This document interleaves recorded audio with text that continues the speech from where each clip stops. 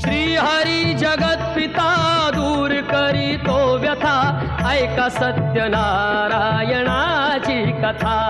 ही ऐका सत्यनारायणाची कथा, ही ऐका सत्यनारायणाची कथा। उल्कामुख राजा होता महाथोर, तयाची पत्नी होती सुंदर।